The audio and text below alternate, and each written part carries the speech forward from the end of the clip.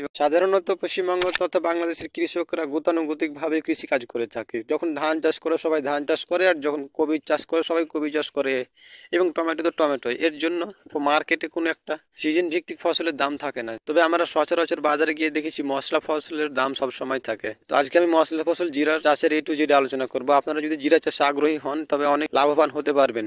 আজকের এই ভিডিওতে জিরা চাষের A to Z আলোচনা করা হয়েছে, মানে কিভাবে জিরা অঙ্কুরোদ্গমন করবেন, জিরা কিভাবে জমিতে বপন করবেন, জমির পরিস্থিতি, কতটা সার প্রয়োগ করবেন, তারপর কিভাবে তার অন্তর পরিচর্যা করবেন, শেষে কত ফলন হতে পারে বিঘা প্রতি, সেসব নিয়ে এই ভিডিওতে জিরা চাষের A to Z আলোচনা করা হয়েছে। বিশ্বের মোট উৎপাদনের 70%-এর অধিক জিরা ভারতের গুজরাট, রাজস্থান ও উত্তরপ্রদেশে চাষ হয়। তো আজকে আমি জিরা চাষের A to Z আলোচনা করব। তো প্রথমেই আসি আবহাওয়া ও জলবায়ু নিয়ে। জিরা প্রধানত গ্রীষ্ম ও উপগ্রীষ্মমণ্ডলীয় অঞ্চলের খরা সহিষ্ণু ফসল। মানে দিনের তাপমাত্রা বেশি ও রাতের তাপমাত্রা কম হলে জিরা উৎপাদনের জন্য সহায়ক হয়। অঙ্কুরোদ্গমের জন্য উপযোগী তাপমাত্রা হলো 15 থেকে 25 ডিগ্রি সেলসিয়াস, কিন্তু তাপমাত্রা 10 ডিগ্রি সেলসিয়াস বা এর চেয়ে কম হলে অঙ্কুরোদ ব্যাহত হয়। গাছের দৈহিক বৃদ্ধির জন্য তাপমাত্রা 25 থেকে 30 ডিগ্রি সেলসিয়াস প্রয়োজন। আপেক্ষিক আর্দ্রতা 60 থেকে 65% হলে রোগের আক্রমণ কম হয়, তবে আর্দ্রতা 80% বা এর বেশি হলে রোগের আক্রমণ বেড়ে যায়। জিরা চাষাবাদের জন্য 3-4 মাস কুয়াশামুক্ত বৃষ্টিপাতবিহীন শুষ্ক আবহাওয়ার প্রয়োজন। তার মানে জিরা আপনি শীতকালে চাষ করতে পারবেন, মানে যে সময় সরিষা চাষ করে আপনি সেই সময় জমিতে জিরা চাষ করতে পারবেন। গবেষণার তথ্য মতে জিরা চাষের একটি ব্যাপক সম্ভাবনা রয়েছে পশ্চিমবঙ্গ তথা বাংলাদেশে। জিরা সাধারণত 100 থেকে 110 দিন পর্যন্ত জমিতে থাকে। আসলে এবার মাটি নির্বাচন নিয়ে আলোচনা করি। জৈব পদার্থ সমৃদ্ধ দোআঁশ মাটি হতে বেলে দোআঁশ মাটি জিরা চাষের জন্য উপযোগী। মাটির pH 6.5 থেকে 7.5 থাকা বাঞ্ছনীয়। অধিক ক্ষারীয় ও অম্লীয় মাটিতে জিরা উৎপাদন ব্যাহত হয়। ফসলটি জলাবদ্ধতা সহ্য করতে পারে না। পানি নিষ্কাশনের সুব্যবস্থা থাকা জরুরি। রৌদ্রোজ্জ্বল ও উঁচু থেকে মাঝারি উঁচু জমি জিরা চাষের জন্য উপযোগী। এবার আসি জমি তৈরি নিয়ে। জিরা চাষের জন্য নির্বাচিত জমির মাটি ঝুরঝুরে হতে হবে, নতুবা অঙ্কুরোদ্গম ব্যাহত হতে পারে। জমির প্রকারভেদে 3 থেকে 4টি আড়াআড়ি চাষ ও মই দিয়ে জমি তৈরি করতে হবে। জমি থেকে আগাছা ও পূর্ববর্তী ফসলের আবর্জনা সরিয়ে ফেলতে হয়। পানি সেচ ও নিষ্কাশনের সুবিধার জন্য জমির মাটি ভালোভাবে সমান করে নিতে হবে। বপনের সময় ও পদ্ধতি। পৃথিবীর বিভিন্ন দেশে এর বিভিন্ন সময়ে চাষ করা হয়। নভেম্বর মাসের প্রথম সপ্তাহ হতে তৃতীয় সপ্তাহ পর্যন্ত জিরা বপনের উপযুক্ত সময়। বীজ ছিটিয়ে বা সারিতে বপন করা যায়। ছিটিয়ে বপন করলে অন্তঃপরিচর্যার সমস্যা হওয়ায় রোগের প্রাদুর্ভাব দেখা দেয়, তবে সারিতে বপন করলে এই সমস্যা হয় না। বীজ বপনের জন্য 2 সারি বিশিষ্ট বেড তৈরি করলে রোগের প্রাদুর্ভাব কম হয় ও ফলন বৃদ্ধি পায়।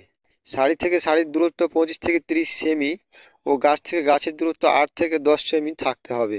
তাই ছিটিয়ে বপন করলে হেক্টর প্রতি 10 থেকে 12 কেজি ও সারিতে বপন করলে 8 থেকে 9 কেজি বীজের প্রয়োজন হয়। শোধন করে বীজ বপন করলে বীজ বাহিত অনেক রোগ হওয়ার সম্ভাবনা কম থাকে।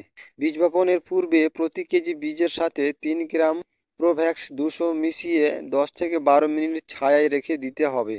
এরপর 1 থেকে 1.5 সেমি মাটির গভীরে বীজ বপন করে ঝুরঝুরে মাটি দিয়ে ঢেকে দিতে হবে। অঙ্কুরোদ্গম জিরা চাষে অন্যতম গুরুত্বপূর্ণ বিষয়, যার উপর জিরার ফলন নির্ভরশীল। জিরার বীজের অঙ্কুরোদ্গমের জন্য যথাযথ পদ্ধতি অনুসরণ করতে হয়।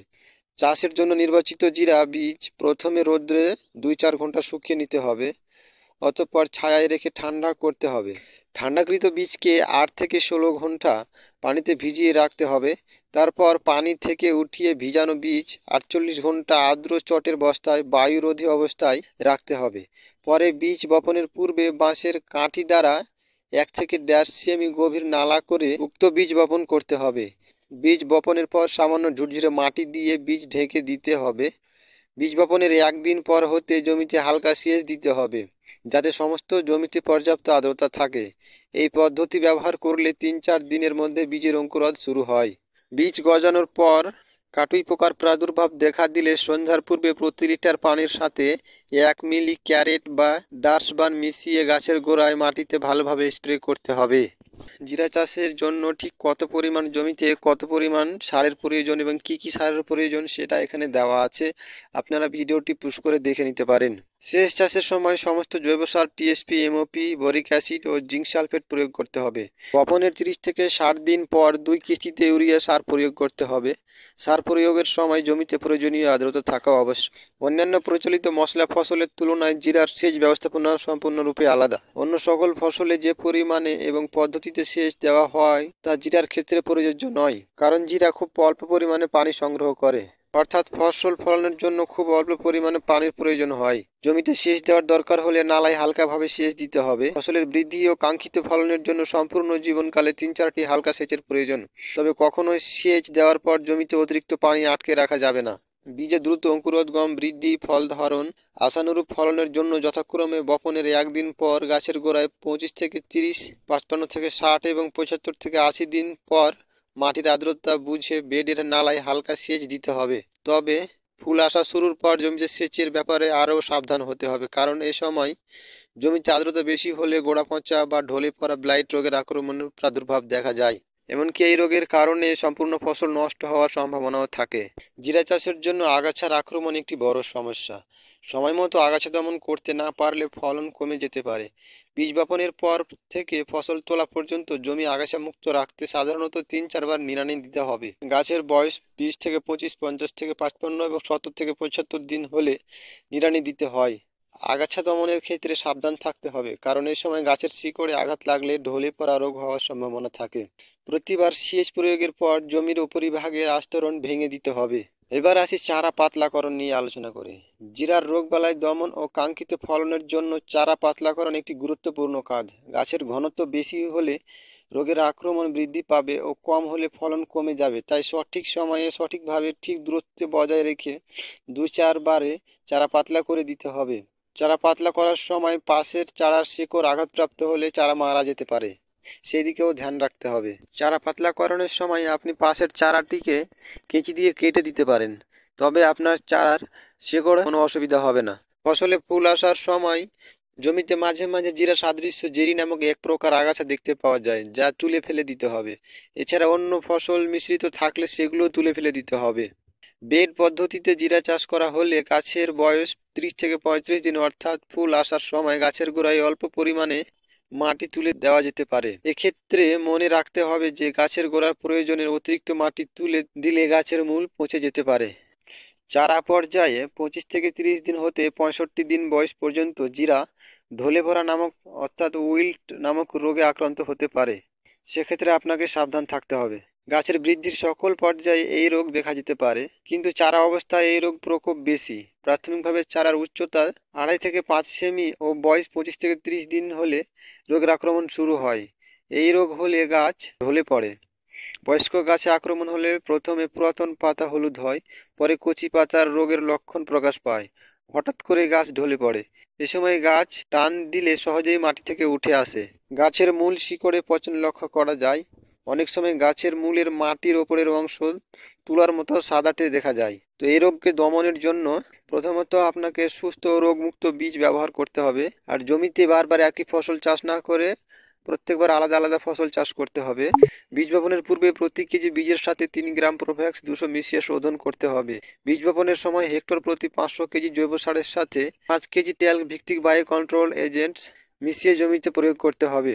সারিতে বীজ বপনের ক্ষেত্রে বপনের পূর্বে প্রতি লিটার পানির সাথে 2 গ্রাম কার্বন ডিজম গ্রুপের ছত্রাকনাশক মিশিয়ে মাটি ভিজিয়ে দিতে হবে। রোগের লক্ষণ দেখা দিলে বিকেলবেলা প্রতি লিটার পানির সাথে 2 গ্রাম কার্বন ডাইজিম গ্রুপের ছত্রাকনাশক 10-12 দিন পর পর 2-3 বার গাছের গোড়ায় মাটিতে স্প্রে করতে হবে। এছাড়াও জিরার আল্টারনারিয়া ব্লাইট রোগ দেখা যায়। আল্টারনারিয়া ব্লাইট রোগ ফুল আসার পূর্ব হতে ফসল সংগ্রহ পর্যন্ত যে কোনো সময় হতে পারে। সাধারণত 35 থেকে 45 দিন বয়সে প্রথম আক্রমণ শুরু হয়ে 55 থেকে 70 দিন বয়স হলে রোগের প্রভাব প্রকট আকার ধারণ করতে পারে। সঠিক ব্যবস্থাপনা গ্রহণ করতে না পারলে আলুর লেট ব্লাইটের ন্যায় ফসল শতভাগ নষ্ট হতে পারে। অল্টারনারিয়া রোগের লক্ষণগুলি হলো: প্রথমে পাতায় ও কচি ডগায় পচন ধরে, আক্রান্ত অংশে ভেজা ভেজা অবস্থা পরিলক্ষিত হয়, পরে ডগা, শাখা প্রশাখা ও কাণ্ডে এই রোগের বিস্তার ঘটে। রোগের প্রকটতা বৃদ্ধির সাথে সাথে আক্রান্ত স্থান কালো হতে থাকে। সমস্ত ফসল আগুনে পোড়ার মতো ঝলসে কালো বর্ণ ধারণ করে।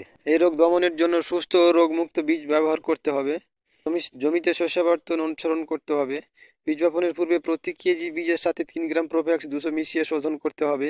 প্রতি লিটার পানির সাথে 10 গ্রাম ট্যাল্ক ভিত্তিক বায়ো কন্ট্রোল এজেন্টস মিশিয়ে সমস্ত গাছে 12 থেকে 15 দিন পর 4-5 বার স্প্রে করতে হবে। রোগের লক্ষণ দেখা দিলে প্রতি লিটার পানির সাথে 1 মিলি এজোক্সিট্রোবিন ও ডাইফোনাকোনাজল গ্রুপের ছত্রাকনাশক মিশিয়ে বিকেল বেলা 7-8 দিন পর পর সমস্ত গাছে 2 বার স্প্রে করতে হবে।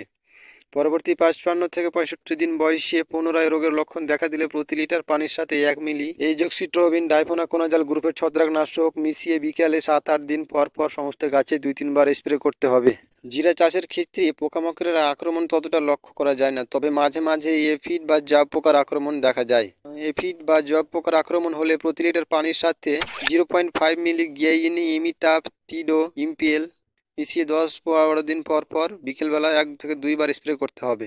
আপনি যদি জিরা চাষ করেন তো জিরার পরাগায়নের সময় কিছুটা সাবধানতা অবলম্বন করতে হবে। জিরা একটি পরপরাগায়িত মশলা জাতীয় ফসল। জিরার পরাগায়ন প্রধানত মৌমাছি দ্বারা সংঘটিত হয়।